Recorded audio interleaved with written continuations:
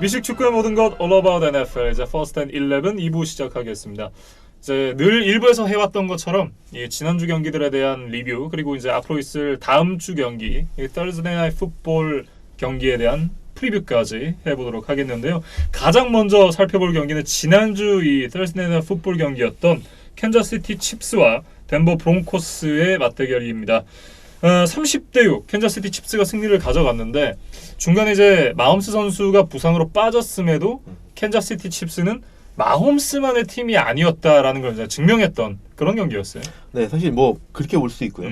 마홈스가 빠졌는데도 브론코스가 이 정도밖에 못하느냐라고 사실 이제 덴버 팬들은 보실 수도 있을 것 같아요. 근데 이제 뭐니 해도 이 경기에서 가장 큰 스토리는 마홈스의 부상이죠. 네. 이제 뭐 작년도 리그 MVP고 올 시즌도 사실 뭐 최근 한두 경기에서 조금 부진하긴 했지만 그게 마홈스 기준으로 부진한 거기 때문에 그렇지. 뭐 그렇게 부진한 거라고 볼 수는 없지만 정말 지금 리그를 가장 이제 대표하는 쿼터백 중에 한 명으로 자리를 잡았고 최고 스타 중에 한 명인데 이런 선수가 부상을 당했다라는 게 사실은 정말 뭐 사실 어떻게 보면 이 경기만이 아니라 이번 주 경기들을 통틀어서 가장 큰 뉴스일 수 있을 것 같습니다. 네. 그러면서 이제 사실 이번 시즌 내내 이 주전 쿼터백들이 계속해서 이제 부상을 당하고 있는데 다행히 일단 마홈스 선수의 부상은 길진 않을 것 같다 그래요. 네, 이제 이 부상이 그러니까 오른쪽 무릎에 이제 니캡 디스로케이션이라고 하는데 네.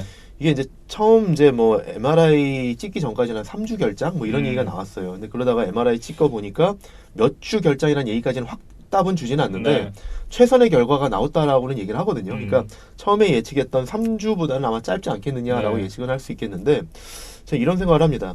경기를 한두 경기 덜 나오고 더 나오고가 중요한 것보다는 장기적으로 봤을 때 마홈스가 완쾌되고 출전하는 게 더 중요하다고 생각을 합니다. 근데 왜 그러냐면 이게 다른 부분도 아니고 무릎이기 때문에 미식 축구 선수들에게 사실 이제 뭐 모든 포지션들이 다 그러겠지만 이 무릎이 정말 상당히 중요하지 않습니까? 특히 이제 방향 전환이라든지 뭐 이렇게 스피드라든지 이런 거에 있어서 중요한 역할을 하는 게 이제 무릎이기 때문에 무릎을 완전히 회복하지 못한다 그러면 그 선수가 사실 장기적으로 봤을 때 부상이 계속 나올 수도 있고 그 선수의 어쨌든 뭐 개인적인 삶에도 영향이 안 좋겠지만 선수로서의 기량은 현저하게 줄어들 거기 때문에 이 무릎을 완전히 회복하고 나는 게 좋겠다. 그래서 특히 이제 전 이런 얘기들을 좀 계속 이제 뭐 사실 자주 하는 편인데 쿼터백들이 특히 이제 마홈스처럼 러닝 쿼터백들이 저는 항상 이제 좀 조심스러웠으면 좋겠다라고 그러는 게 달리고 뭐 이렇게 스크램블하고 이러다 보면 부상을 많이 당할 리스크가 있다. 특히 그래서 대표적인 사례로 2012년에 이제 앤드류 룰럭 다음으로 두 번째로 드래프트돼서 입단했던 그 로버트 그리피스 3세, 그러니까 소위 말하는 RG3가 신인 때 얼마나 잘했습니까? 근데 이제 그때 어쨌든 첫 해 정말 센세이션을 일으켰는데 결국 부상으로 시즌 후반에 부상당하면서 사실 아직까지 회복을 못 하고 있잖아요. 그래서 사실 이제 어떻게 보면 커즌스한테 자리 또 뺏겼고, 그래서 어떻게 보면 주전 쿼터백으로서의 생명 끝났다라고 지금 거의 보여지잖아요. 근데 이제 그 정도로 부상을 제대로 관리하지 않고 너무 성급하게 나오면 오히려 장기적으로 봤을 때 안 좋기 때문에 마홈스가 지금 한두 경기 더 뛰는 것보다는 장기적으로 보고 제대로 회복하고 나는 게 중요하지 않겠느냐 라고 생각합니다. 근데 물론 이제 마홈스는 이날은 뭐 이렇게 평소처럼 스크램블하고 러닝 플레이를 하다가 나신 게 아니라 큐비 스닉. 그렇죠. 포스 앤 원에서 큐비 스닉 하다가 나왔어요. 이거 얼마나 더 아깝습니까? 이런 사실 러닝백을 써서 했어도 될 상황에, 그러니까 사실 좀 되게 아깝고 어쨌든 빨리 회복하는 것보다는 좀 제대로 회복하고 나오자라는 데 저는 주안점을 뒀으면 합니다. 그게 진짜 중요하다고 저도 생각을 하는 게 뭐냐면 제가 선수도 아니면서 이런 얘기를 하기가 너무 민망한데 제가 이 십자인대를 제외하고는 무릎 쪽에 웬만한 선수들이 당하는 그런 부상들을 다 당해봤거든요. 이번에 그 니캡 디스로케이션이라든지 아니면 보통 MCL이라고 이제 표기하는데 내츠포인대 파열 뭐 그런 진짜 이상한 부상들을 제가 많이 당했었기 때문에. 축구하다 그러셨나요? 니캡 디스로케이션은 제가 기차에 부딪혀가지고 이게 비 오는 날이었는데 이 기차가 출발하기 직전에 문이 이제 닫힐랑 말랑하는 그 시점이었어요. 그래서 그거 타려고 전속력으로 달려가다가 그날 비가 왔거든요. 미끄러져서 플랫폼에서 쫙 미끄러져가지고 기차에다 무릎을 꽝 박았어요. 원래는 이제 수술을 하기로 했다가 이제 재활하는 쪽으로 이제 하자 이래가지고 이제 재활을 했는데 뭐 그것도 있었고 이제 이 내측부인대 파열은 제가 주짓수를 이제 취미로 하는데 이제 주짓수 하다가 뚝 소리가 나가지고 이제 그러니까 그날은 괜찮았거든요. 다음 날 병원 안 가고는 안 되겠더라고요. 그래서 이제 병원을 갔었는데, 그러니까 이 얘기를 드리는 이유가 뭐냐면, 그러고 나서 이게 이제 시간이 치료를 받고 이제 물론 선수들이 더 이제 그쵸. 제대로 더 제대로 치료를 받겠지만, 저도 이제 병원 다니면서 치료를 받고 이렇게 뭐 이제 뭐 나름대로 이제 이게 괜찮아졌다라고 생각했었는데, 나중에 이제 뭐 등산을 한다거나 이런 뭐 격렬한 운동을 했을 때 남아 있다라는 느낌을 받더라고요. 그렇죠. 예. 그래서 이제 특히나 이제 무릎이나 이런 부분들은 정말 고질적인 이 부상이 될 수 있기 맞아요. 때문에 정말 관리를 잘해야 된다. 예. 사실 저도 이제 비슷한데, 저는 이제 그 디슬로케이션이라는 게 탈구잖아요. 탈구. 네. 그러니까 원래 있어야 될 부분에서 이제 빠져나왔다는 탈구인데, 저는 사실 습관성 어깨 탈구가 있었거든요. 오른쪽 어깨가 이제 습관성 탈구. 사실 이제 그게 원래부터 있던 건 아니고, 저는 이제 야구하다가 이렇게 사실 어깨가 빠졌었는데, 네. 이게 한 번 빠지다 보니까 이게 계속 빠져서 이제 진짜 말 그대로 습관성이 되더라고요. 근데 이게 처음에 관리를 제대로 안 하면 네. 이게 더 헐거워져서 맞아요. 툭 하면 빠지더라고요. 그래서 이제 처음에 야구하다 빠지던 것이, 그러니까 충격이 많이 가해지면 빠지던 것이 나중에는 그게 반복되다가 네. 신발 신다가 빠지고 이러더라고요. 아, 그래서 결국엔 저는 이제 수술했어요. 그렇군요. 수술했는데도 아까 말씀하신 것처럼 초기에 바로 하지 않으니까 이게 리헵을 했거든요. 네. 재활도 했는데도 완전히 회복이 안 되더라고요. 그래서 지금도 사실 뭐 던지고 그러면 아직도 어깨가 아파요. 그런 거 생각하면 류현진 선수는 참 대단한 것 같아요. 그렇죠. 그죠? 네. 팔꿈치, 그렇죠? 어깨도 열었잖아요. 어깨도 그렇고 네. 팔꿈치도 그렇고. 근데 어쨌든 그래서 마홈스 같은 경우에도 저는 이제 특히 젊은 선수기 때문에 너무 이렇게 서두르지 말자. 한두 경기 더 나오려고. 네. 그러는 것보다는 아직 갈 길이 멀기 때문에 커리어 아직 뭐 얼마나 많이 남았습니까? 그럼요. 그렇기 때문에 이제 시작인데. 그러니까 제대로 치료하고, 그리고 초기에 제대로 치료할 뿐만 아니라 네. 저는 이번 시즌 끝나면 사실은 수술도 진지하게 생각해봐야 된다고 생각합니다. 아니 근본적으로 치료를 해야 되지 않을까. 네. 그러니까 아까 말씀하신 것처럼 이게 재활로 이렇게 뭐 물리 치료하고 이런 걸로 좀 한계가 있는 것 같아요. 일단 뭐 상태를 보고 그쵸, 의료진이 뭐 정확하게 판단을 해서 판단하겠지만. 이제 진행을 하게 될 텐데, 어찌됐든 일단 이 리그의 미래잖아요. 그렇죠. 그러니까 이 선수가 좀 큰 부상이 아니었으면 좋겠고요. 그렇죠. 네. 일단 뭐 마홈스 선수에 대한 얘기는 여기까지 하도록 하고, 저는 이제 지지난주 그리고 지난주 칩스가 이제 2연패를 했었잖아요. 그렇죠. 근데 그러면서 이제 그 팀들이 이 캔자스시티 칩스를 막는 이 블루프린트를 이제 제시를 했다. 그렇죠. 뭐 이런 얘기를 했었는데, 그 블루프린트가 있다고 해서 아무나 그걸 할 수 있는 건 아니다. 이런 얘기를 좀 해보고 싶었어요. 그렇죠. 그러니까 사실 맛집들이 네. 레시피를 공개하는 거는 알면 만들 수 있느냐 이런 거잖아요. 그렇죠. 그러니까 사실 블루프린트가 있다고 해서 다 할 수 있지는 않죠. 더군다나 그 정도의 어떤 퍼스널이 구성이 안 돼 있으면 할 수가 없죠. 네. 그래서 그걸 정확하게 보여줬던 경기였어요. 그렇죠. 그래서 사실 이 뭐 한두 번 패했다고 해서 저 팀 막을 수 있네. 사실 그러면 뉴잉글랜드가 지금까지 이렇게 장수할 수가 없죠. 네. 그렇기 때문에 사실 뭐 칩스가 한두 번 졌다고 해서 금방 무너지고 막 이렇게 뭐 그럴 것처럼 보여질 그런 팀은 아니기 때문에 네. 캔자스시티는 여전히 건재하다. 네. 라고 말할 수 있을 것 같고 저는 이제 그 아까 이제 뭐 사실 이제 마홈스랑 관계된 얘기인데 마홈스가 부상을 당하면서 이제 3주 결장 이런 전망이 나오면서 막 트레이드 얘기가 또 막 나오더라고요. 아까 저희가 일부에서 했던 것처럼. 그래서 뭐 마홈스를 뭐 일부 단기간 동안 대체하기 위해서 누구를 트레이드하고 막 이런 얘기들이 막 언론에 나오더라고요. 근데 이제 저는 그거에 대해서 무슨 생각이 드냐면, 저는 일단 다른 쿼터백 트레이드 해오는 거 저는 반대입니다. 왜냐면 물론 이제 뭐 제 의견이 중요한 저도 건 반대예요. 아니지만 예. 왜 그러냐면 일단 뭐 기간이 짧기도 하겠지만 일단 그 저는 맷 무어 쿼터백이 괜찮다고 저 생각해요. 나쁘지 않다고 봤어요.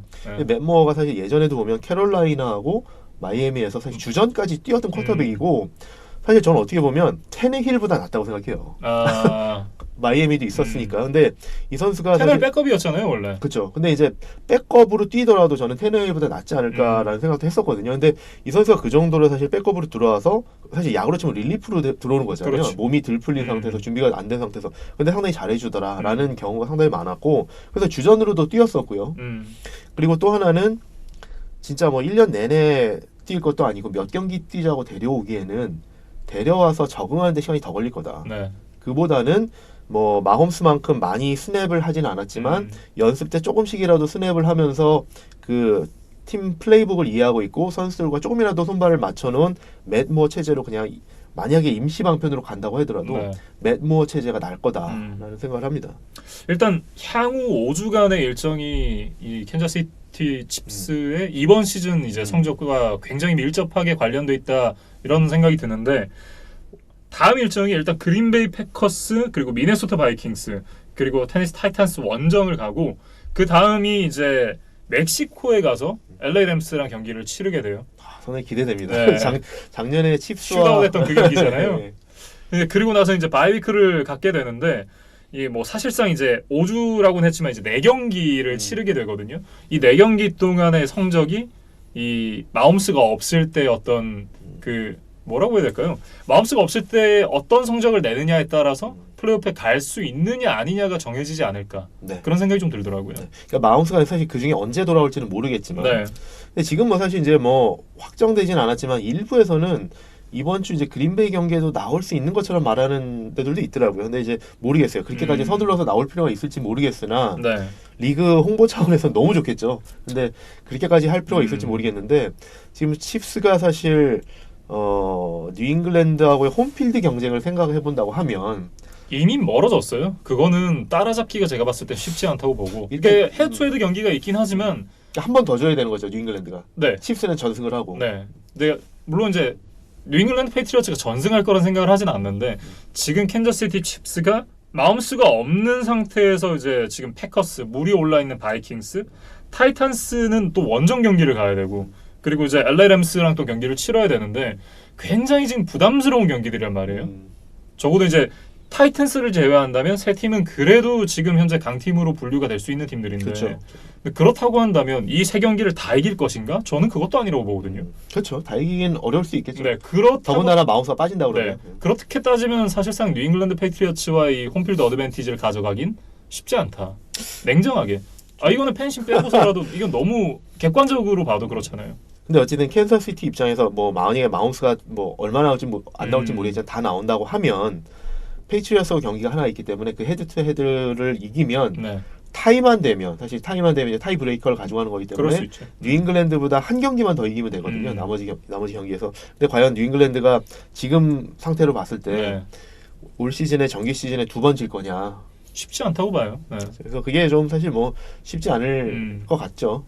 그러니까 왜냐하면 패트리어츠가 잘하는 것도 물론 있겠지만 지금 이 패트리어츠의 다음 한 5개 상대 팀을 제외하고는 일정이 굉장히 좀 그래요. 편안하거든요. 지금까지 일정도 굉장히 편안했고 그리고 마지막 세 경기도 상당히 편하고. 그러니까요. 그러니까 일정상의 어떤 유리함이 분명히 있기 때문에 그래서 정말 객관적으로 이제 더 홈필드 어드밴티지를 가져갈 가능성이 높다라고 생각을 하고 있고 마홈스가 없는 칩스가 이 향후 4주간 4경기에서 전승을 하기가 쉽지 않을 것이다. 일단 기본적으로 마움스 없으면 전승은 어려울 거고요. 네.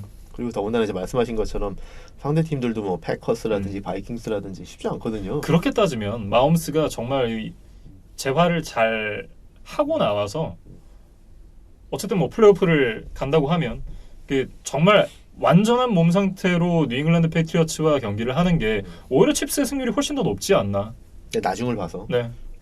마홈스의 부상이 가장 중요한 이슈였던 캔자스시티 칩스의 경기였고 브론코스 얘기도 잠깐 해볼까요? 네. 이날 브론코스가 보면 사실 칩스 약점이 이제 런 디펜스인데 브론코스가 런 공격을 너무 못해줬어요.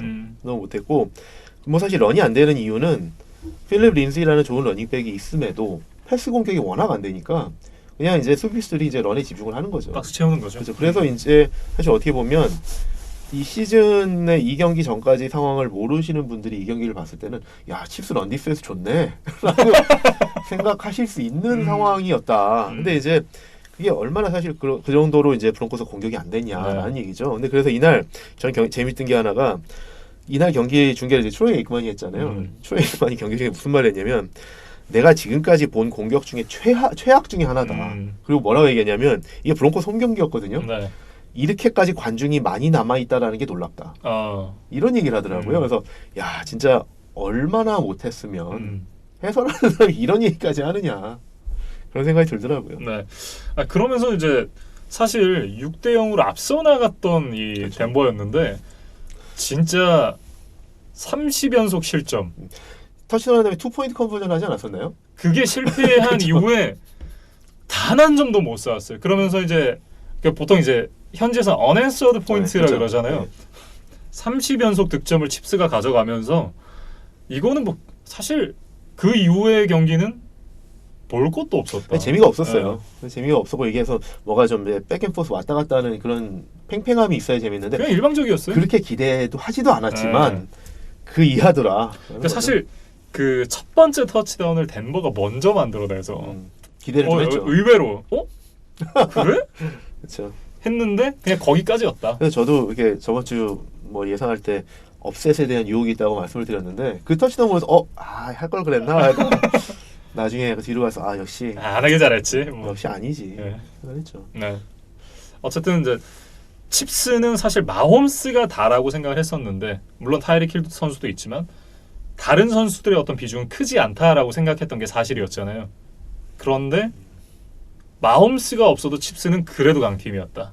그런 부분을 확인할 수 있었습니다. 네, 뭐 워낙 이제 리시버 이날 뭐 타이릭 힐도 이제 터치다운 2개 했었나요? 뭐 전반적으로 이제 공격에 한국 선수 좋았고 좋은 선수들이 워낙 많기 때문에 사실 뭐 리시버들 쟁쟁하죠. 네. 그리고 뭐 트래비스 켈시 뭐 이런 선수들도 뭐 진짜 소위 말하는 웨폰들이 많기 때문에 그리고 백업이 아주 나쁘지 않기 때문에 맷 모어가 들어와서도 충분히 이제 활용할 수 있는 그런 이제 선수들이 있기 때문에 덴버 정도의 기량인 팀은 그래도 좀 손쉽게 요리하더라.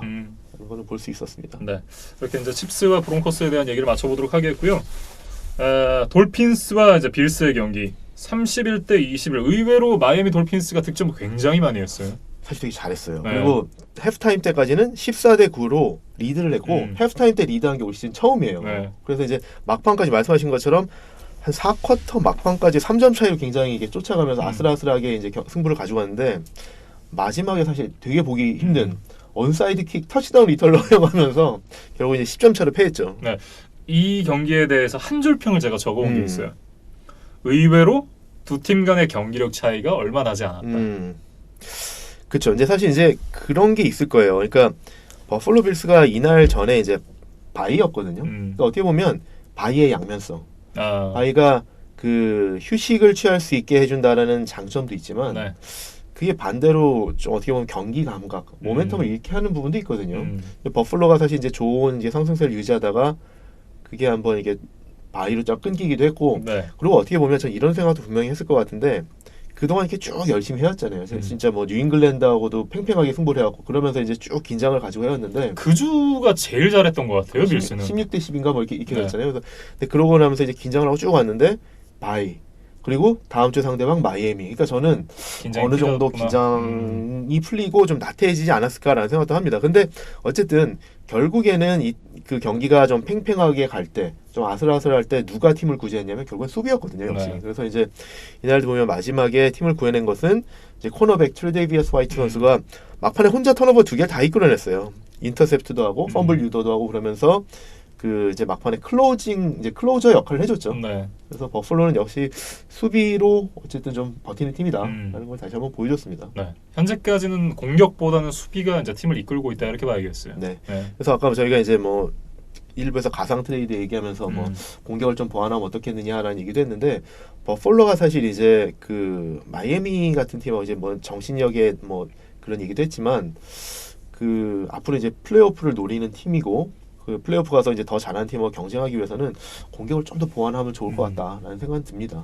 근데 이 팀의 어쨌든 이 주전 쿼터백이 굉장히 아까도 저희가 일부에서도 말씀을 드렸지만 이 주전 쿼터백 조시 앨런이 굉장히 젊기 때문에 이 팀의 미래는 조금 더 밝다 이렇게 좀 볼 수 있겠어요. 아직 뭐 그렇죠. 쿼터백이 상당히 젊기 때문에 시간이 많이 있다. 그러니까 뭐 올해만이 아니라 앞으로 계속 이런 페이스로 발전한다고 그러면 뭐 미래가 괜찮지 않겠느냐 생각을 해보고 마이애미에 대해서 그냥 하나만 좀 말씀을 드려보면 말씀하신 것처럼 상당히 생각보다 잘했고 의외로 잘했고 후반에 이제 말씀드렸던 턴오버 두 개를 제외하면 어떻게 보면 충분히 이길 수 있는 상황이었고 전체적으로 봤을 때 기록으로 봤을 때 별로 뒤지지가 않았어요. 타임 오브 포제션이라든지 총 전진 야드라고 그러든지 퍼스트 다운 개수도 그렇고요. 기록상으로는 뒤지지 않는 경기를 했거든요. 그런데 이제 결국 막판에 이제 뒷심이 부족했는데 그래서 저는 이제 이걸 보면서 무슨 생각이 드냐면 마이애미가 전패할 것 같진 않다. 이렇게 사실 이게 본인들의 경기력이 극대치를 발휘할 때도 있고 상대방이 나태해지고 경기력이 안 좋을 때하고 이게 일치할 때가 있을 거다. 그러면 마이애미 극대치 상대방 최저치와 일치하게 되면 순간이 올 거다. 그렇기 때문에 그래서 저는 사실 이제 전승도 어렵지만 어. 전패도 어렵다. 그래서 2경기, 3경기까지는 모르겠지만 네. 한 경기씩은 잡지 않을까 음. 라는 생각을 해봅니다. 네. 마이애미 돌핀스와 네. 버팔로 빌스에 대한 얘기를 해봤고요. 네, 다음 경기는 이제 잭슨빌 제기어스와 신시내티 벵갈스의 경기인데요. 역시나 이제 27대 17 잭슨빌 제기어스가 승리를 가져갔습니다. 결국은 이 예상됐던 그 경기 내용 그대로라고 해야 될까요? 그런 경기였어요. 사실 이제 뭐 잭슨빌이 아주 강팀이라고 말할 수는 없지만 벤걸스보다는 사실 한 수 위인 걸 맞죠 지금. 그렇죠. 근데 이날 보면 벵갈스도 아까 마이애미 말씀드린 것처럼 해프타임 때 네. 이날 7대 0으로 앞섰어요. 그래서 이날 마이애미와 신시내티가 둘 다 첫 승을 하나라는 뭐 약간의 그런 어떤 섣부른 기대도 하긴 했는데 네. 결국에는 세 드라이브 연속 인터셉션 그렇죠. 나왔잖아요. 4쿼터에 그것도 4쿼터에 세 드라이브 연속 인터셉트를 하면서 완전히 그냥 승기를 뺏겼죠. 네. 그래서 결국에는 어쨌든 쿼터백이 막판에 해주지 못하면서 경기를 좀 이렇게 좀 넘겨주는 이런 실수를 했는데 그러고 나서 경기 직후에 그래서 이제 잭 테일러 감독한테 인터뷰할 때 계속 그 질문들이 쏟아졌는데 쿼터백 계속 앤디 달튼을 쓸 거냐 이 질문들이 계속 쏟아졌거든요. 근데 이제 테일러 감독은 어쨌든 지금 경기 직후에 순간적인 감정으로 답할 수 없다. 더 생각해 보겠다. 네. 그 질문을 지금 답하기에 적절하지 않다. 이런 식으로 이제 회피를 하더라고요. 네, 일단 답하기에 적절하지 않다라는 대답 자체가 그럴 가능성이 있다라는 얘기를 하는 거거든요. 왜냐하면 그러니까 그럴 가능성이 높다라고는 생각을 안 하지만 네네네. 보통은 뭔가 그런 상황이 왔을 때 왜냐면 이 선수로 가야 된다는 생각을 하면 이 선수를 그래도 내가 지지한다라는 발언을 하지 그런 식의 발언을 하지 않거든요. 사실 속으로 얼마나 본인도 고민이 되겠어요. 그러니까요. 그래서 신시내티 백업 쿼터백이 누구지라는 걸 좀 찾아봤는데 만약에 말씀하신 것처럼 잭 테일러가 이제 안 되겠다 교체하자라고 하면 네. 트레이드 해오지 않는 이상 지금 백업 쿼터백이 누구냐면 이번 시즌에 이제 루키로 드래프트한 라이언 핀리라는 이제 NC 스테이트 출신의 선수거든요. 근데 이 선수의 특징을 보면 체격은 상당히 좋아요. 193cm에 94kg. 체격은 상당히 이제 뭐 탄탄한데 그리고 이제 4학년까지 뛰면서 경험이 상당히 많아요. 근데 이제 드래프트 될 때 평가를 보면 어땠냐면 어깨가 강하지 않고 패스 정확도가 낮고 이 파켓에서의 프로세싱하는 능력이 뛰어나지 않다. 그래서 프로에서 주전으로 뛸 만한 선수는 아니다라는 평가가 있던 선수였거든요. 그렇기 때문에 만약에 이제 잭 테일러가 지금 뭔가 교체를 해야겠다 싶어도 백업 쿼터백이 그렇게 좋은 선수는 현재로서 볼 때는 아니지 않은가. 근데 모르는 거죠. 사실 이제 뭐 이제 투입해봤는데 이 선수가 톰 브레이디가 될지는 모르겠지만 그런 경우는 정말 드문 케이스고 드래프트 때부터 평가가 상당히 좀 이렇게 좀 안 좋은 좀 그런 선수를 놓고 시즌 중간에 감독이 뭔가 분위기 전환해야겠다라고 고민을 할 수는 있지만 어떻게 보면 그 고민도 정말 쉽지 않겠다라는 생각을 해봅니다. 일단은 그리고 이제 잭 테일러 감독이 자리를 지키기도 쉽지 않겠다 그런 생각을 좀 해봅니다. 근데 테일러는 이제 올해 이제 1년 차이기 때문에 사실 그 물론 이제 구단주 입장에서도 이렇게 못하네라고 생각을 할 수는 있지만 그래도 또 야심차게 영입한 젊은 감독인데 그리고 또 봤을 때 팀이 이렇게 선수들도 이렇게 아주 좋지도 않고 부상도 많고 하는데 1년 만에 또 해임하기는 어렵지 않을까. 저는 그런 생각, 그러니까 어려울 것 같다라는 생각도 드는데 브래드 아스머스 감독이 1년 만에 잘리는 거 보면서 어떤 종목이든 정말 성적이 안 나면 이건 좀 돌이킬 수 없구나. 뭐 사실 그 선수들이건 감독들이건 코치들이건 그 수명이 짧은 거는 미시축구가 더 심하긴 한데 저는 그래도 잭 테일러 정도면 사실은 되게 야심차게 발굴한 그런 감독이기 때문에 그래도 생명이 길지 않겠구나. 뭐 벵갈스가 너무 못하면 또 만약에 벵갈스가 마이애미를 제치고 0승 16패를 한다고 그러면 또 지금 모르는 거죠. 7경기 전패예요, 벵갈스. 그렇죠. 그러니까 마이애미하고 지금 사실 비슷해요. 네, 그러니까 이렇게 야심차게 발굴한 감독이라고 하더라도 어느 정도의 성적이어야 이게 하지. 사실 신시내티 벵갈스는 대놓고 마이애미처럼 탱킹을 하는 팀도 아니잖아요. 그런데 이런 성적이면 제가 봤을 때 2년 차 맞을 수 있을까요? 저는 잘 모르겠어요. 저는 그래도 한 1, 2년은 더 주어질 것 같아요. 그래서 이제 벵갈스가 이날 그 패했던 요인을 조금만 좀 말씀을 드리면 근데 사실 이제 쿼터백이 못하기는 분명히 못했죠. 막판에 결정적인 순간에 턴오버를 연속을 했으니까. 근데 이날 보면 앤디 달튼만 탑탈 수는 없는 게 사실 항상 말씀드리지만 풋볼이라는 게 모든 게 유기적으로 움직이는 종목이다. 그래서 러싱 공격이 잘 되면 패싱 공격이 풀리고 네. 패싱 공격이 잘 되면 러싱 공격이 풀리는데 이날 재밌는 스탯이 하나가 있어요. 뭔지 아세요? 이날 그 신시내티 벵글스의 러싱 야드가 팀 전체의 러싱 야드가 33야드거든요. 네. 그 33야드가 다 앤디 달턴이 뛴 야드예요. 그러니까 러닝백들이 합쳐서 3명이 뛰었는데 3명이 합산 총 러싱 야드지가 제로예요. 빵야드. 빵야드예요. 네.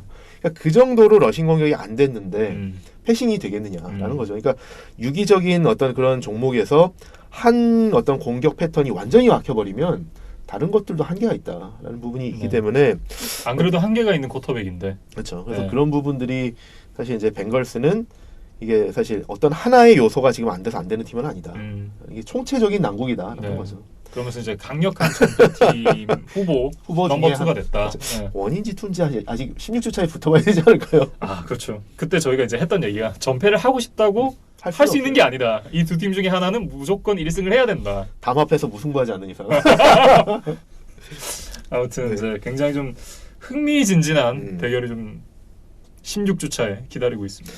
그리고 이제 잭슨빌 얘기도 하나만 해보면 잭슨빌이 이날 경기를 앞두고 어쨌든 제일런 램스를 트레이드했잖아요. 네. 그러면서 상당히 이제 지금 몇 주간 계속 라커룸이 좀 어수선했던 그런 분위기 이제 드디어 정리를 했어요. 네. 그리고 나서 이날 보면 수비에서 턴오버 유발을 되게 많이 했거든요. 그렇기 때문에 제일런 램시가 없어도 되나라는 걸 일단은 네. 좀 보여줬던 한 주나마 네. 그런 경기였고 역시 민슈는 어쨌든 아주 훌륭한 쿼터백이라고 말하긴 좀 좀 그렇지만 애매하긴 해요. 기회가 왔을 때 놓치진 않는다. 맞아요. 그래서 이날도 보면 기회가 왔을 때 실수 없이 음. 득점으로 연결시키더라라는 게 나중에 어쨌든 주전으로까지 발돋움이 될지는 모르겠지만 백업 옵션으로는 최소한 나쁜 옵션은 아니다. 저는 근데 사실 잭슨빌의 어떤 공격진의 짜임새라든지 뭐 팀의 어떤 전력만을 놓고 봤을 때 이 정도의 출발이면 왜 사실 이제 그런 얘기를 하잖아요. 이 탐 브레이디가 시작부터 고트였냐? 뭐 저는 그 처음을 보지 않아 잘 모르겠습니다만 아니라는 얘기들도 굉장히 많거든요. 그러니까 어떤 그 처음에 등장했을 때 물론 잘했지만 그때부터 계속해서 성장을 해서 이제 지금까지 온 거지 처음부터 쭉 정상은 아니었다. 그러니까 약간 뭐 출발이 좋았지만 이렇게 자랐다라는 이제 얘기들이 많더라고요. 그러니까 탐 브레이디가 처음부터 탐 브레이디였냐? 그건 아니죠. 네. 근데 이제 지금 이렇게 말씀을 드릴게요. 제가 이제 탐 브레이디 처음 봤어요. 저는 사실 대학 때도 탐 브레이디를 봤기 때문에 또래거든요. 네. 근데 탐 브레이디가 대학 때 있을 때 보면 미시간 대학교에 있었잖아요. 네. 사실 탐 브레이디라는 이름을 아는 사람들이 미국에서도 별로 없었어요. 왜냐하면 탐 브레이디가 그때 이제 우리가 이제 뭐 세컨 스트링, 서드 스트링 이런 얘기를 하잖아요. 네. 탐 브레이디가 미시간 대학에 있을 때 세븐스 스트링 쿼터백이었어요. 아는 사람이 별로 없죠. 근데 이제 저는 어쨌든 이제 그만큼 풋볼을 많이 봤기 때문에 경기를 자주 보진 못했지만 이제 그 리스트에 있는 건 봤죠. 네. 로스터에 있는 건 봤기 때문에 이 선수가 누군지 잘 알진 못하죠. 근데 이름은 들어봤어요. 그리고 이제 어쨌든 브레이디라는 이름이 사실 뭐 좀 뭐 다른 이유로 기억을 하지만 어쨌든 탐 브레이디라는 선수가 있었다라는 건 알았지만 그 선수에 대해 자세히는 알진 못했죠. 근데 탐 브레이디가 뭐 아시겠지만 그 199번째로 네. 드래프트돼서 올라와서 로버트 크래프트한테 처음에 뭐라고 그랬다고 하는지 아세요? 로버트 크래프트를 만난 다음에 이제 드래프트 된 다음에 처음 만나서 하는 얘기가 이거라고 그래요. 당신이 지금까지 살아오면서 한 것 중에 가장 훌륭한 결정이었다. 이런 얘기를 했다고 그래요. 네. 근데 물론 이게 어떻게 보면 어리니까 객기를 부린 거라고 생각할 수도 있지만 탐 브레이디는 대학 때 주전으로 뛰지 못하고 그런 게 있긴 했지만 항상 어느 정도 그 정도 본인에 대한 자신감 그다음에 그 대담함 네. 이런 거는 계속 있었던 선수다라는 거고 그런 것들이 사실 나중에 첫 해에 이제 어쨌든 처음 이제 그 주루 블레소가 부산으로 나갔을 때 그 자리를 이제 때우러 들어갔을 때 거기서 오히려 블레소보다 더 좋은 결과를 만들어냈다라는 거는 사실 이거는 역사상에 남을 일인 거죠. 그렇죠. 누가 백업 쿼터백이 들어가서 거기서 주전 쿼터백보다 더 잘해서 슈퍼볼을 이끌어내느냐. 그것도 이제 사실 물론 이제 닉 폴스 얘기하면 또 그렇죠. 제가 그 얘기하려고 그랬어요. 닉 폴스는 어쨌든 베테랑이었고 탐 브레이디는 진짜 어린 선수였잖아요. 루키였으니까. 그리고 그 다음에 탐 브레이디가 이겼던 팀이 누구냐? LA 램스. 세인트 루이스 램스를 이겼잖아요.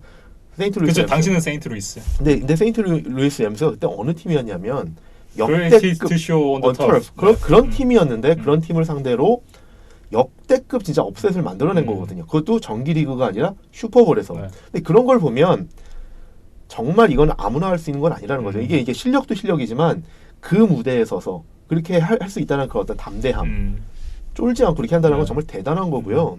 이게 그 말이 쉬워서 뭐 사실 슈퍼볼에서 우승이지 슈퍼볼에서 루키급 쿼터백이 올라가서 우승한다 이거 정말 말도 안 되는 얘기입니다. 근데 어쨌든 민슈를 보면 이런 건 있어요. 탐 브레이드하고 비슷한 거 자신감. 네. 그리고 그 쫄지 않는 상황에 대담함. 그런 건 분명히 있습니다. 그래서 그리고 이제 패스도 정확하고 이렇기 때문에 말씀하신 것처럼 브레이디가 처음부터 브레이디였냐? 그건 아니지만 그럼 민슈가 그러면 그렇게 될 가능성이 있느냐? 그거 없다고 말할 수 없죠. 모르는 거죠. 네, 그거는 이제 뭐 그런 말씀을 드리고자 한 게 아니라 어쨌든 이 선수가 지금 처음 들어와서 이 뭐 전력이 강력한 팀도 아닌 잭슨빌 제규어스에서 어쨌든 이제 닉 폴스라는 주전 쿼터백이 부상으로 나갔을 때 주전 자리를 잡았고 지금까지 나쁘지 않은 활약 보여주고 있고 그럼 이 선수가 정말 커리어 말년에 갔을 때 뭐 어떤 선수와도 아직은 비교하기 애매한 이 포지션에 있는 선수지만 나중에 정말 이 거물급 선수가 될 자질은 분명히 있다. 저는 그런 생각을 좀 하고 있습니다. 기본적인 바탕은 보인다. 네, 싹이 포텐셜은 보인다. 싹이 있다. 네. 그런 포텐셜은 있는데 네. 그 포텐셜이 다 이렇게 탐 브레이디처럼 극대치로 실현되느냐 그거는 또 이제 이게 실링이 탐 브레이디라고 얘기를 하면 사실 그거는 조금 이제 쉽지는 않으니까. 그렇죠. 네, 뭐 어쨌든 이제 이 선수가 정말 좋은 선수가 될 가능성이 저는 충분히 있다 그렇게 생각을 하고 있습니다. 알겠습니다. 너무 애착을 갖고 있네요, 제가. 그러게 민슈 매니아를 앞에서 이끄는 것 같아요. 근데 굉장히 좀 정이 많이 가더라고요. 네. 이제 다음 경기는 미네소타 바이킹스와 디트로이트 라이언스의 경기입니다. 42대 30. 미네소타 바이킹스가 이제 승리를 가져갔는데요. 지난주에 그러니까 그 전주에 그린베이를 상대로 사실상의 승리를 가져갔었던 이 디트로이트 라이언스였기 때문에 바이킹스와의 어떤 대결도 굉장히 좀 해볼 만하지 않겠느냐 이렇게 생각을 했는데 일단은 제가 좀 사과 방송을 드리고 이 경기에 대한 얘기를 좀 해야 될 것 같습니다. 제가 그동안 너무 커크 커즌스에 대한 평가가 너무 박하지 않았나. 일단 이 마음의 상처를 입으셨을 이 미네소타 바이킹스 팬분들께 일단 이제 모자 벗고 죄송하다는 말씀 먼저 드리고 이 경기에 대한 얘기를 좀 해보겠습니다. 진짜 이 3경기 연속 커크 커즌스가 이 미네소타 바이킹스가 기대하던 그 모습 그대로 보여줬어요. 그래서 이제 저희가 이제 앞선 두 경기들 보면서 이제 실링에 도달했을 때 이 정도다라고 말씀을 드렸는데 저는 이제 지금 바이킹스를 보면서 무슨 생각이 들었냐면 제가 제일 첫 줄에 써온 게 뭐냐면 현재 리그 전체적으로 봤을 때 바이킹스가 가장 익사이팅한 팀 중에 하나다. 근데 왜 그러냐면 공격 수비, 그다음에 공격에서도 패싱과 러싱 공격이 다 잘 될 때 보면 정말 균형이 잘 맞고 아까 저희가 이제 벵갈스 얘기하면서 유기적이다. 하나가 안 되면 하나가 무너진다라고 말씀을 드렸는데 여기는 지금 바이킹스는 지금 러싱이 잘 되니까 패싱도 잘 되고 선순환이에요. 패싱이 잘 되니까 또 러싱도 잘 되고 수비까지도 어쨌든 이게 세 개가 정말 선순환 구조를 맞아요. 지금 이루는 지금 이상적인 구조거든요. 그렇기 때문에 지금처럼만 한다 그러면 사실 바이킹스가 정말 무서운 팀이 될 수 있다. 3주 연속 300 플러스 야드를 기록하면서 패서 레이팅이 135를 3경기 다 넘겼어요. 그렇죠. 근데 이 기록이 3경기 연속으로 한 게 NFL 최초라 그래요. 그래요? 네. 그만큼 커즌스의 현재 폼이 뭐 현재 폼이라고 해야 될지 모르겠지만 어쨌든 이제 지금 3경기 동안의 모습은 커크 커즌스가 정말 좋은 모습을 보여주고 있고 정말 이 미네소타 바이킹스가 워싱턴에서 커크 커즌스를 데려왔을 때 이런 걸 기대하고 데려왔다. 그렇죠. 네.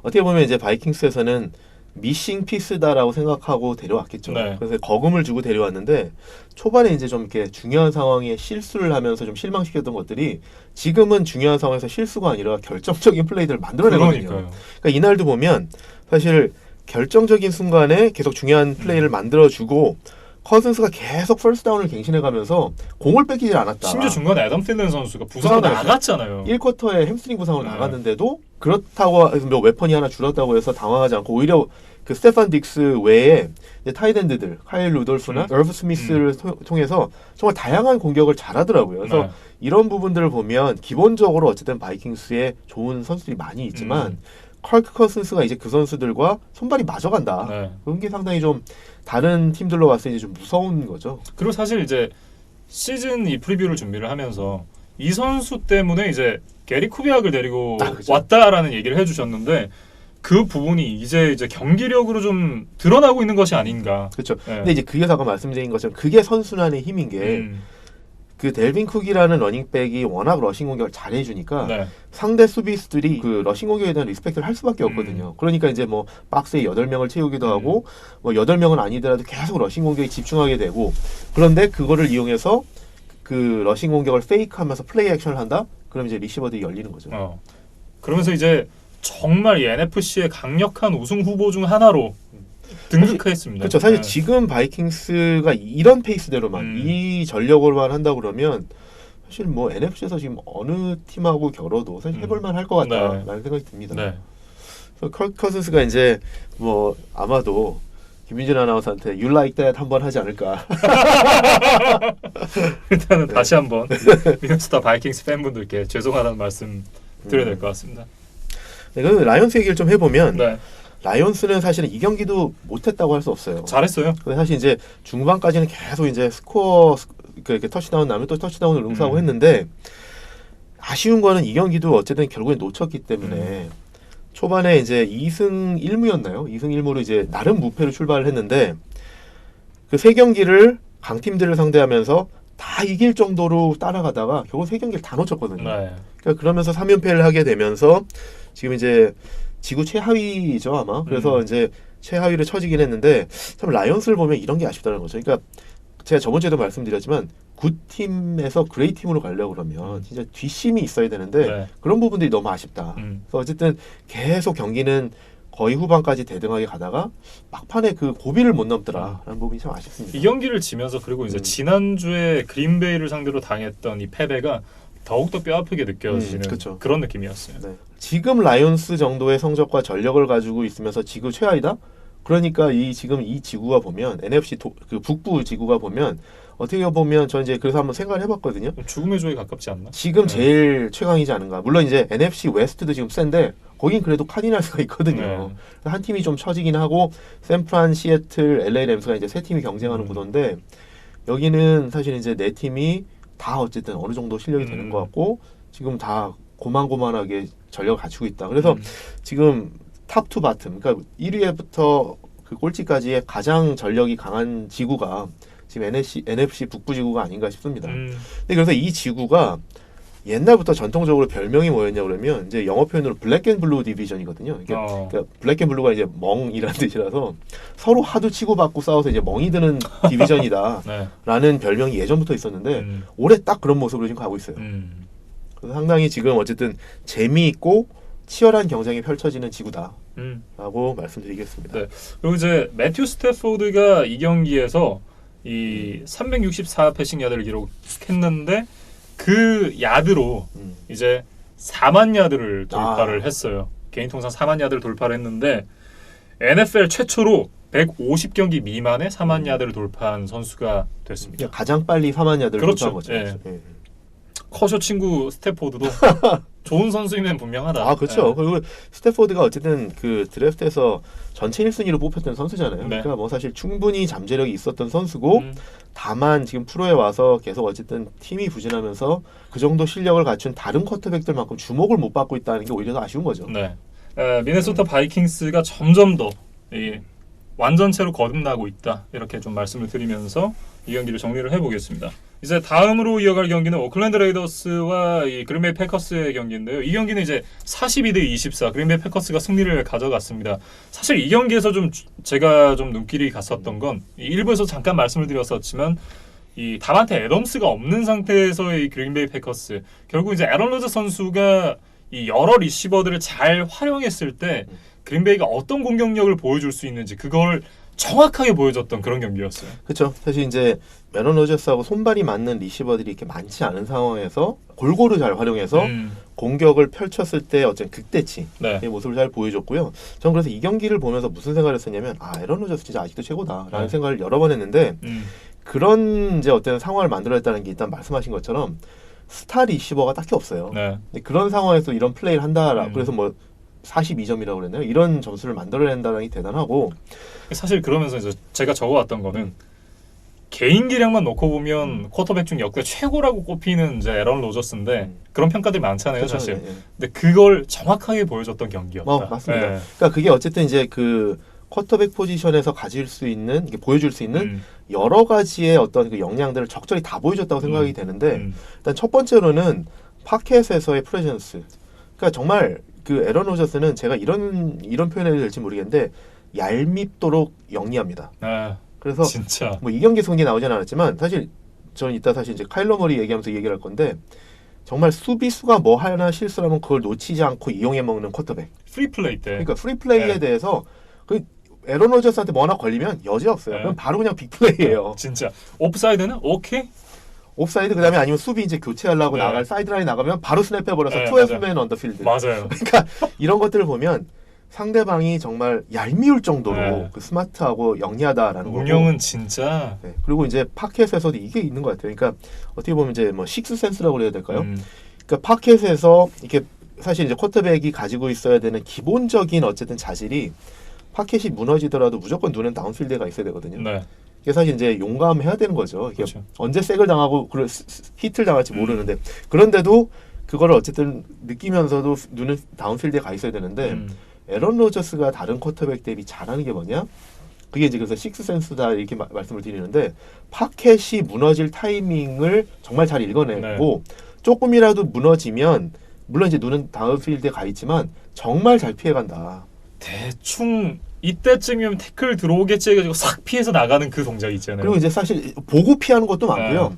그래서 진짜 사실 그 수비수들 입장에서는 특히 디펜시브 엔드나 뭐 태클 입장에서 들어와가지고 이제 백을 하려고 그랬을 때 잡았구나 했는데 빠져나가는 이런 거는 정말 로저스가 정말 최고인 것 같습니다. 물론 이제 뭐 라마 잭슨이나 뭐 디션 왓슨이나 이런 선수들이 있지만 그런 어떤 일반적으로 우리가 생각하는 이렇게 백인 쿼터백들이 가지고 있는 좀 어떤 운동 능력의 한계 이런 거는 에런 로저스한테 적용되지 않는 것 같습니다. 그래서 근데 그런 거에 정말 훌륭하고 또 하나 이제 좀 말씀을 드리면 에런 로저스가 여러 가지로 그 진짜 영리한 플레이 중에 하나가 뭐냐면 꼭 이렇게 본인이 몸으로 이렇게 어떤 동작으로 하지 않아도 수비수들 자기 마음대로 조정한다. 근데 그게 대표적인 플레이가 이날 뭐가 있었냐면 halftime 직전이었구나. halftime 직전에 로저스가 이제 공을 받아서 이제 플레이를 하는데 결국 패스는 어떻게 했냐면 오른쪽 사이드라인을 뛰어가는 리시버에게 패스를 했는데 그 패스를 하기 위해서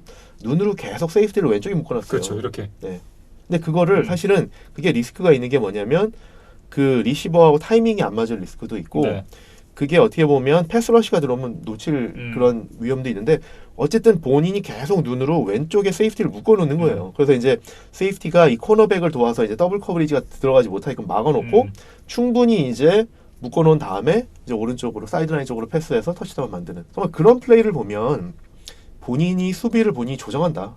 이런 것들이 정말 탁월하죠. 네. 그런 플레이가 이 경기에서만 나오는 게 아니라 정말 이 한 시즌 에런 로저스를 놓고 보면 매 경기 이런 패스를 한 번, 두 번 정도를 볼 수 있어요. 그러니까 그래서 이제 에런 로저스는 그래서 진짜 정말 영리하고요. 쿼터백이 가져야 될 여러 가지 자질들을 골고루 가지고 있습니다.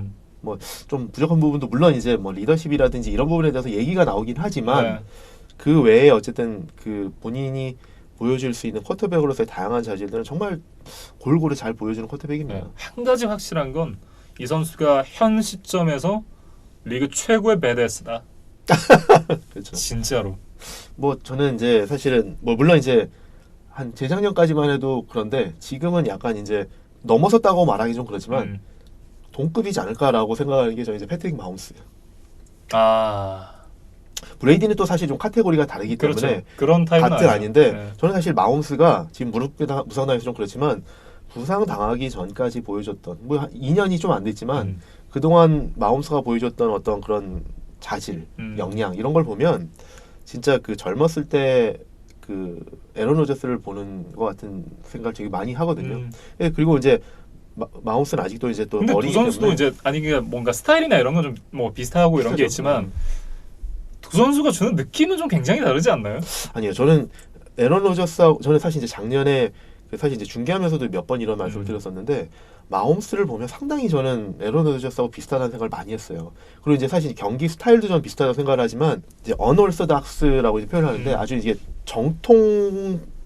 정통파 패서들이 하지 않는 패스들, 그러니까 즉흥적으로 만들어내는 패스들 있잖아요. 그러니까 예를 들면 교과서적인 쿼터백의 패스라고 그러면 그 뒤에서 체중을 앞으로 옮겨가면서 음. 오버핸드로 던지는 패스. 이런 게 사실 교과서적인 패스라고 하면 백풋에다가 무게를 싣고 사이드암으로 공을 던지거나 그 뭐 수비수의 위치에 따라서 아니면은 진짜 본인의 그 오른손잡인데 왼손으로 왼쪽으로 반대쪽으로 뛰어가다가 크로스바디 패스하는 거나 이런 것들을 보면 정말 진짜 극단적으로 운동 능력이 뛰어나지 않으면 이런 거 사실 하기 힘들거든요. 그렇죠. 근데 그런 거를 할 수 있는 선수. 근데 물론 시도는 할 수 있지만 그거를 계속적으로 성공할 수 있는 선수. 이게 사실 저는 이제 지금 현재 봤을 때 로저스하고 마홈스밖에 없는 것 같아요. 그런 면에서 봐서 상당히 비슷하고 그다음에 또 러싱을 할 때도 상당히 비슷해요. 그래서 특히 이제 골라인 근처에서 그 러싱을 해서 본인이 터치다운을 만들어내는 장면들 보면 상당히 그 어떤 러싱 스타일 그리고 이제 그 마지막에 이제 엔드존으로 다이빙하는 이런 장면들도 있는데 상당히 비슷해요. 그러니까 저는 플레이 스타일이 비슷하지 않다는 얘기가 아니라 두 선수를 봤을 때 주는 어떤 그 에런 로저스의 그 비정하고 차가운 느낌 있잖아요. 그런 이미지, 느낌은 아니니까. 이미지? 네, 그런 느낌은 아니니까. 그렇죠. 네. 그런 이미지 그런 건 아니죠. 그러니까 사실 이미지로만 따졌을 때 마홈스는 베데스와는 좀 거리가 있지 않나. 좀 약간 좀 개구쟁이 같은 느낌이 그러니까 있고요. 저는 그런 느낌이 이렇게. 오히려 좀 뭔가 좀 밝고 활달하고 활발하고 뭐 이런 느낌이지. 그렇죠. 뭔가 좀 그런 느낌은 아니지 않나. 그렇죠. 맞습니다. 그 이미지, 개인의 이미지 이거는 좀 뭐 다른 것 같습니다. 네. 뭐 어쨌든 이제 에런 로저 선수가 이 경기에서 429야드에 터치다운 5개, 그러면서 러싱 터치다운까지 기록을 하면서 총 터치다운 6개를 기록했어요. 네. 그러면서 퍼펙트 패스 레이팅까지 158.3. 네. 아, 진짜 이날은 에런 로저스의 진짜 뭔가 뭐라고 해야 될까요? 에런 로저스의 어떤 이 실력을 가감 없이 볼 수 있었던 그런 날이었다. 뭐 역시 로저스는 로저스다라는 생각을 했습니다. 네. 뭐 로저스 경기를 많이 봤지만 네.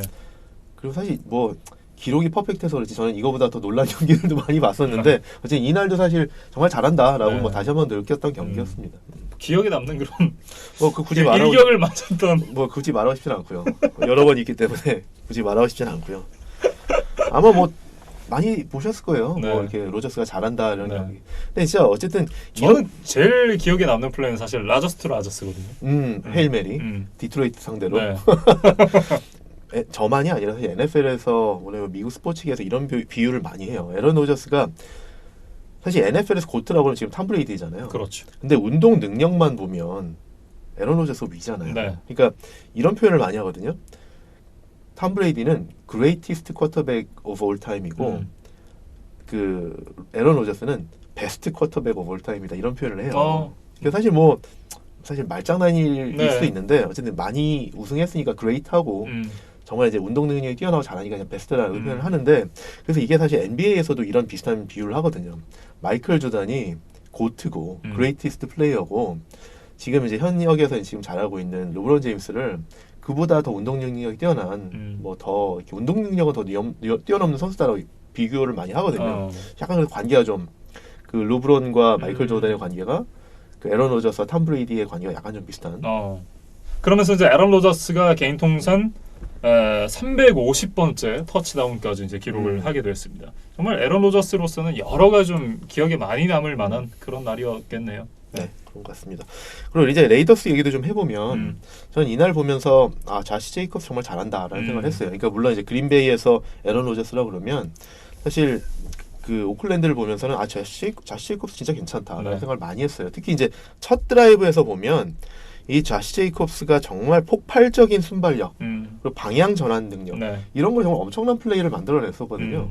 근데 이제 아쉬운 게 뭐였냐면 자시 제이콥스가 그런 좋은 기회를 만들어줬는데 터치다운으로 연결을 잘 못 시키더라. 근데 그거는 사실은 쿼터백 문제가 좀 있다라고 생각을 해요. 그러니까 이날 보면 사실 이제 데렉 카 선수가 오픈 리시버를 많이 놓쳤어요. 그러니까 그런 부분들이 또 마침 에런 로저스가 너무 잘한 경기였기 때문에 이게 비교가 되더라는 거죠. 그래서 이날 사실 오픈 리시버를 놓치면서 터치다운 할 드라이브를 필드골로 마무리하고 이런 것들도 있었고 또 심지어는 뭐 패스 성공이 되더라도 패스가 정확하지 않아서 리시버가 리듬이 깨지는 경우도 꽤 있었어요. 그러니까 예를 들면 사이드라인 쪽으로 이제 던진 공을 리시버가 그러니까 달려가면서 받지 못하고 무리하게 점프해서 받아서 내려오는 그래서 이제 그 포지션이 거기서 끝나는 그런 것도 있었고 또 하나는 뭐가 있었냐면 이제 리시버가 정말 이제 엔드존 향해서 잘 달려가고 있는데 패스만 정확하게 갔으면 터치다운이 될 플레이였는데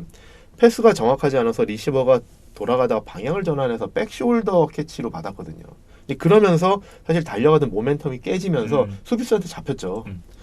그래서 이제 사실 거기서 이제 태클을 당하면서 터치다운이 안 됐는데 그 다음에 상황이 어떻게 됐느냐? 데리카가 이제 다음 플레이에서 뛰다가 엔드존 아웃 오브 바운스 돼서 공격권을 패커스한테 넘겨주고 이런 장면들이 있었거든요. 그러니까 이런 것들이 작은 어쨌든 하나의 패스의 부정확성 이런 것들이 터치다운으로 연결 안 되고 이런 것들이 필드골로 그치고 아니면 아예 터치다운으로 득점이 아예 안 되고 이런 것들이 쌓이고 쌓여서 사실은 결국에는 이 승패를 좌우할 정도였다라는 것들이 좀 보였습니다. 그래서 데리카 선수가 아주 나쁜 선수라고 말할 수는 없지만 그런 어떤 그 러닝백이 이제 좀 받쳐주고 그러니까 충분히 이제 본인도 그거에 맞춰서 역량을 더 발휘할 기회가 있는데 오픈 리시버가 나오고 그러는데 그런 패스를 연결 잘 못하더라라는 게 좀 아쉬웠습니다. 네. 어쨌든 조시 제이콥스 선수는 칼리맥 선수를 보내고 이제 갖고 온 픽으로 뽑은 선수잖아요. 그렇죠. 그만큼의 역할을 현재까지 해주고 있다. 이렇게 좀 공격에서 지금 상당히 큰 비중을 차지해주고 있고 사실 저는 조시 제이콥스가 그 1라운드에 뽑혔을 때 좀 1라운드 비교적 낮은 순위로 뽑혔었잖아요. 20몇 번째로 뽑혔기 때문에 얼마나 해줄 수 있을까라는 생각을 했는데 지금 사실 보면은 뭐 사실 루키 이상으로서의 큰 활약을 해주고 있어요. 현재 지금 루키 러닝백들 중에는 최고의 아웃풋이다 뭐 이렇게 봐야겠어요. 그리고 1라운드 픽이 아깝지 않았다라는 평가를 할 수 있을 것 같습니다. 이렇게 이제 그린베이 패커스와 오클랜드 레이더스의 경기는 마무리를 지어보도록 하고요.